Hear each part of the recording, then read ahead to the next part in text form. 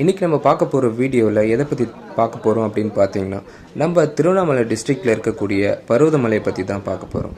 பர்வதமலையை பற்றி ஆல்ரெடி நிறைய பேர் நிறைய வீடியோஸில் பார்த்துருப்பீங்க.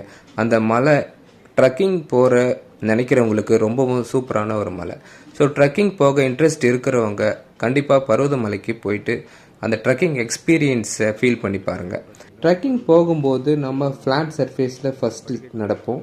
அதுக்கப்புறம் வந்துட்டு படிக்கட்டுகள் கிட்டத்தட்ட 1263 படிக்கட்டுகள் நம்ம ஏறணும்.